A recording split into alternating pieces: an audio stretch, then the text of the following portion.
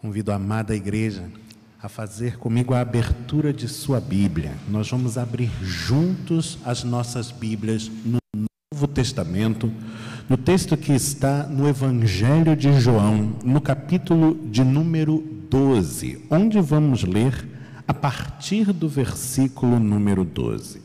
Vamos abrir juntos no Novo Testamento, em João, o quarto livro do Novo Testamento, no capítulo de número 12, onde vamos ler desde o versículo 12 até o versículo de número 19. Acompanhe na sua Bíblia a leitura desta porção da palavra, que faço desde agora. Ela nos fala assim: no dia seguinte, a numerosa multidão que viera à festa, tendo ouvido que Jesus estava de caminho para Jerusalém, tomou ramos de palmeiras e saiu ao seu encontro clamando: Hosana, bendito o que vem em nome do Senhor e que é Rei de Israel. E Jesus, tendo conseguido um jumentinho, montou-o, segundo está escrito: não temas, filha de Sião, eis que o teu rei aí vem, montado em um filho de jumenta. Seus discípulos a princípio não compreenderam isto. Quando, porém, Jesus foi glorificado, então eles se lembraram de que estas coisas estavam escritas a respeito dele e também de que isso lhe fizeram. Dava, pois, testemunho disto a multidão que estivera com ele, quando chamara a Lázaro do túmulo e o levantara dentre os mortos. Por causa disso também a multidão lhe saiu ao encontro, pois ouviu que ele fizera este sinal. De sorte que os fariseus disseram entre si: vede que nada aproveitais, eis aí vai o mundo após ele. Bendito seja o Senhor pela sua santa palavra. Amém. Após um período de preparação, um período intenso e longo, 40 dias, a chamada Quaresma, a igreja introduz-se a este tempo novo e que é tão especial, tão singular dentro do calendário de nossas celebrações, o período que marca a paixão de Cristo, sua morte, sua ressurreição, o período pascal, que tem por prenúncio a semana que abre-se hoje, pois hoje estamos vivenciando o chamado Domingo de Ramos. O domingo em que lembramos a entrada de Jesus na cidade de Jerusalém, aclamado por uma multidão, montado sobre um jumentinho, o episódio descrito não apenas no texto que lemos do Evangelho de João, mas também por todos os demais evangelhos. Um dia de festa, um dia de euforia. A multidão estava eufórica. Por um lado, porque a Páscoa estava se aproximando, a Páscoa judaica, Pessach. E esta era uma das chamadas festas de peregrinação. Esperava-se que todo judeu piedoso estivesse onde estivesse, empreendesse máximo esforço para estar ali, na cidade de Jerusalém, participando do rito correto, legítimo, aceito pela religião oficial, e que deveria ser perpetrado no templo, o templo de Jerusalém. E naqueles dias, multidões de peregrinos tomavam as estradas rumo à cidade para participar desta grande festa, desta grande celebração.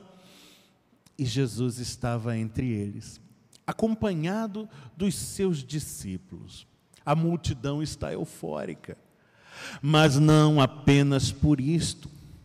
Está também entusiasmada pelos feitos de Jesus. Afinal, a sua fama já o precede, corre longe.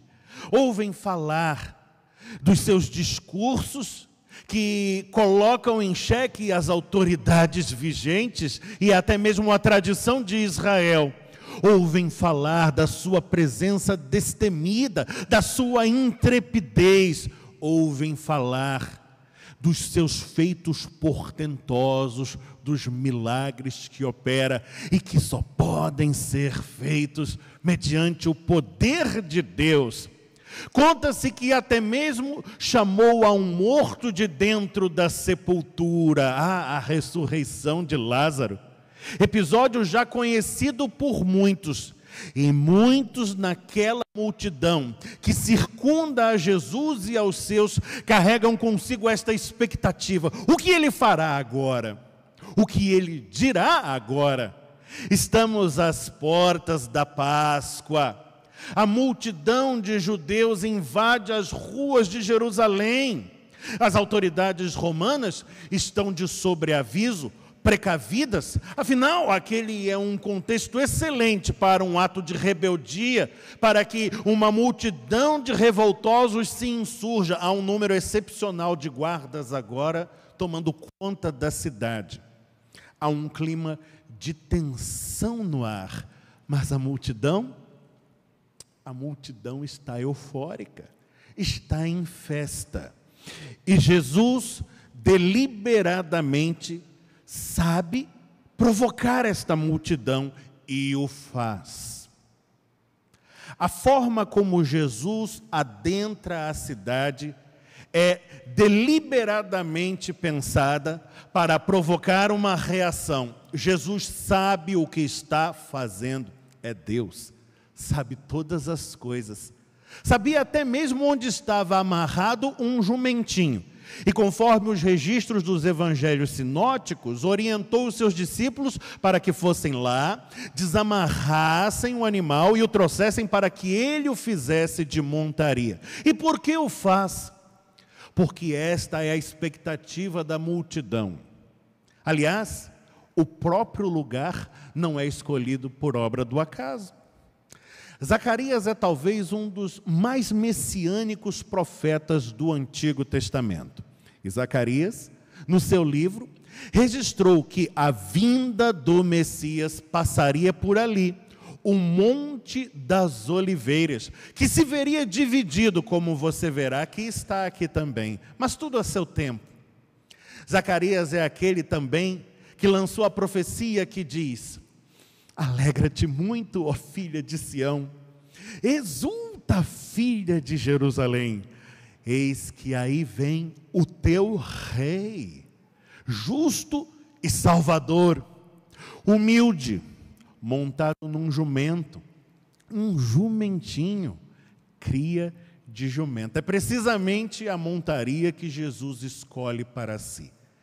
E quando aquela multidão que carrega no seu seio a memória desta tradição, desta expectativa, que é transmitida geração após geração, de pai para filho e assim sucessivamente, quando aquela multidão olha para a figura de Jesus no Monte das Oliveiras, montado sobre um jumentinho, indo em direção a Jerusalém, naquele ambiente de grande excitação, não tarda a perceber quem é aquele que vem. E logo começa a lhe dirigir este canto, sim, um canto: Hosana, bendito o que vem em nome do Senhor. Afinal, esta expressão também não surge por obra do acaso. Este é o Salmo de número 118.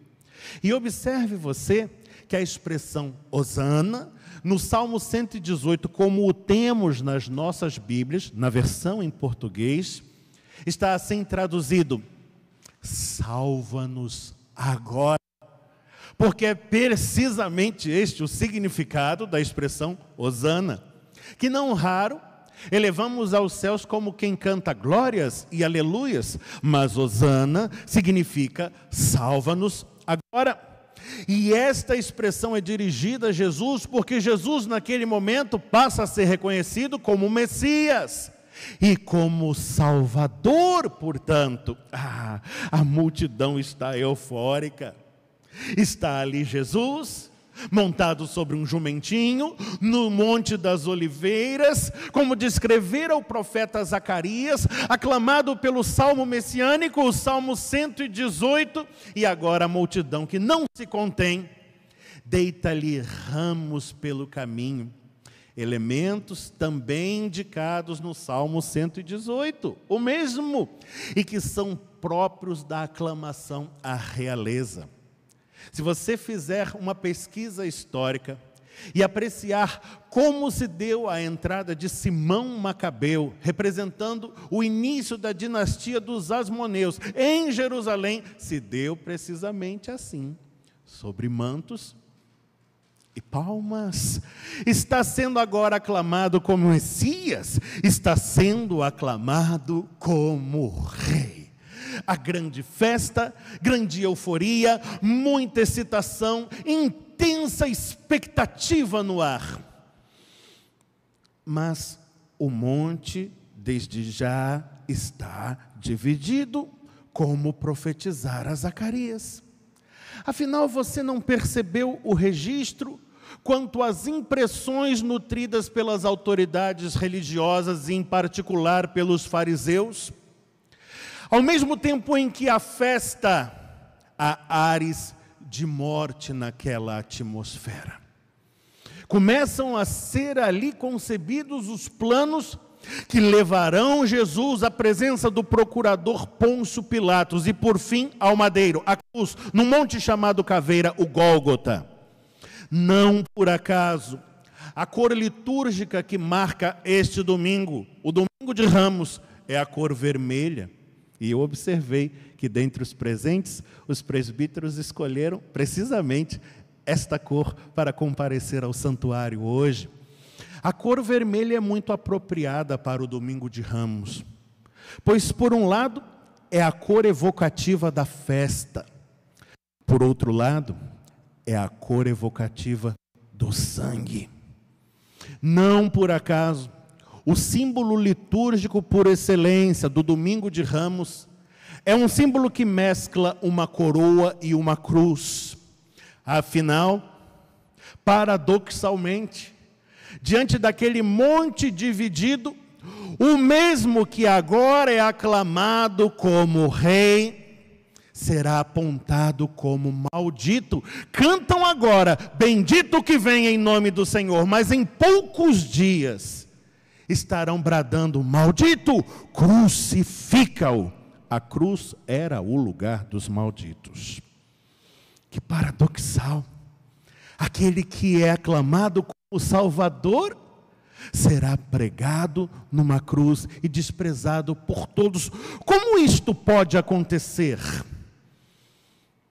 Como a situação pode mudar de tal maneira num espaço tão curto de tempo? O que há para provocar toda esta mudança? E eu digo a você, há um anseio nos corações, um anseio por um rei, por um Messias, por um Salvador. Este é um anseio tremendamente humano. E quantas vezes não vemos projetar-se sobre as mais variadas figuras que não Jesus? Tantas vezes eu vi as cenas se repetindo, as grandes marchas, as multidões eufóricas, as aclamações excitadíssimas, e em seguida a frustração e a condenação, a execração pública. Há uma grande decepção na figura de Jesus, porque ele é aclamado como rei, reconhecido potencialmente como rei, mas não corresponde ao rei que se espera encontrar. Sim, porque aquela multidão o aclama na medida em que projeta nele as suas expectativas. Porém, quando estas expectativas não são confirmadas, tudo muda. O jogo de cena muda por completo. Jesus é um rei diferente dos reis deste mundo, e ele mesmo é quem o diz, ainda que não o pudéssemos constatar por nós mesmos. Jesus não está interessado nos jogos políticos, nos jogos de poder, na dita guerra dos tronos, de modo algum. O seu desinteresse é tão grande que quando tentam provocá-lo com esta temática, perguntando-lhe sobre a paga de tributos a César, ele diz: dá a César o que é de César, mas a Deus o que é de Deus, mostrando onde estava o foco das suas preocupações, das suas atenções, o cerne da proposta do seu reino. Há um anseio por um revolucionário. As espadas estão nas roupas, escondidas, prontas para vir à luz, para serem brandidas, para que o sangue seja derramado, para que um novo estado de coisas se produza pela violência, pelo morticínio. Os revoltosos estão ali, aguardando que Jesus deflagre o derramamento de sangue que permitirá a derrocada dos romanos e a restauração da glória de Israel. Mas a proposta de Jesus não passa pelo matar. Ele não tem esta disposição de ânimo. Esta não é a proposta do seu reino, não é a via que há de percorrer. Antes, Jesus está disposto a morrer. Sua proposta não é para a morte, mas para a vida. E a revolução que há de produzir não está calcada em coisas superficiais, como projetos filosóficos, ideológicos, políticos, econômicos, de sorte alguma. Ela promove sim uma mudança, mas que começa justamente ali onde nenhum poder deste mundo tem capacidade de operar o que é necessário: no coração dos homens. Esta é a mudança que Jesus enseja. Uma mudança que começa aqui, dentro do nosso coração, e que é qual uma pedra atirada no centro de um lago, produzindo uma onda que há de alargar-se até tocar as suas margens. Jesus é aquele que se propõe a atuar aqui, transformando corações endurecidos em corações que são campos fecundos, para a acolhida do mistério da sua graça e para abraçar a via do serviço em amor. Jesus nada deseja para si. Não está atrás de coroa, cetro, mantos de escarlata ou coisa que o valha. Muito pelo contrário. Até tentam lhe impingir todas estas coisas, sob forma de zombaria e maldade atroz. Mas isto só serve para ratificar o quão decadente acha-se a realidade deste mundo e o quão carente se faz da acolhida do seu reino. Reconhecer a Jesus como Rei, gritar-lhe brados de hosana, dizer bendito é o que vem em nome do Senhor e descartá-lo em seguida, é indício de que Jesus foi reconhecido como Rei de ocasião. E não atendendo ao script que para ele conceberam, é descartado. As pessoas continuam a fazer isto nos dias de hoje. No mercado da religião, no show da fé, há reis para todo tipo de gostos, para todos os tipos de clientes, customizados conforme o perfil de cada um.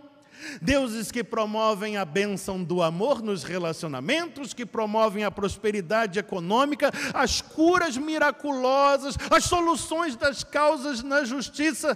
Deuses que pagam as suas vidas, lhe conferem muitos bens, casas na praia, muitos cômodos, carros importados. Há deuses de todo tipo. E quando você se cansar deles, ou quando eles desapontarem, você pode descartá-los. Jesus não se apresenta como um rei de ocasião. Não, ele não está ali para se ajustar aos anseios de quem quer que seja. A multidão faz a sua cena, mas ela não o pode ludibriar. Jesus não olha as aparências, é Deus, olha o coração. E só é possível acolher verdadeiramente o mistério da sua graça mediante uma real acolhida da sua realeza. Porque reconhecer a Jesus como Rei implica em reconhecê-lo como Senhor. E se você não é capaz de reconhecer a Jesus como Senhor, não o poderá reconhecer como Rei que é. Reconhecê-lo como Senhor é colocar-se debaixo do seu senhorio e não acima. É submeter-se à sua vontade expressa nos seus mandamentos. É fazer do seu caminho o próprio caminho, da sua via a própria vida. E isto não é coisa simples, de modo algum. Afinal, nós conhecemos o caminho que Jesus tem trilhado e sabemos que o seu caminho é um caminho tortuoso. Ele tem percalços, ele tem buracos, ele tem pedras de tropeço. Nós sabemos que a via abraçada por Jesus é ela mesma muito dificultosa e pode levar a uma cruz, como verdadeiramente levou o Mestre, e ele mesmo foi quem exortou os seus seguidores, dizendo: quem deseja vir após mim, esteja pronto antes a negar-se a si mesmo, ou seja, submeter-se ao seu comando, à sua vontade, tomar a sua própria cruz e então me seguir. Esteja disposto a doar-se por completo e até mesmo a morrer, como eu mesmo vou fazê-lo. É o que está dizendo Jesus. Mas há tantos, dentre a multidão eufórica, clamando por vitória, e que não querem se dispor a lutar. E eu pergunto a você, como haverá vitória se não houver luta? Seguir após Jesus é dispor-se à luta. Uma luta que é travada não contra as pessoas de forma alguma, mas antes contra os poderes nefastos que imperam neste mundo e que geram desamor, morte, opressão, injustiça e toda a sorte de coisas que são contrárias ao seu reino e ao desígnio que é seu. Portanto, neste domingo de Ramos, o apelo fundamental da realeza de Jesus se faz afirmar outra vez aos nossos corações, para que tomemos parte, sim, na multidão dos que aclamam, mas dos que o fazem em espírito e em verdade, que abraçam a sua proposta, dão adesão ao seu projeto, seguirão após os seus passos, que podem sim levar a grandes dificuldades e a uma cruz, mas que para além de todas estas coisas apontam um porvir sobremodo glorioso, e que no curso da caminhada fará muitas curvas para alcançar aquilo que é o alvo de sua missão, o coração do homem. Estamos dispostos a ir após Jesus, a trilhar o seu caminho, a passar pela cruz, mas alcançando os corações, promovendo uma mudança neste estado de coisas que é o avanço do seu reino, com os olhos fitos no alvo que Ele mesmo nos preparou, pois nos aguarda a glória celestial. Avancemos, pois, sigamos ao Rei, submissos à sua vontade, e assim, com muita propriedade, diremos juntos: bendito o Rei que vem, bendito aquele que vem em o nome do Senhor. Hosana, Hosana, Hosana nas maiores alturas. Seja Deus gracioso para conosco, sua viva palavra continue a florescer e a frutificar nos nossos corações, e que assim nos abençoe, hoje, sempre e sem cessar. Amém.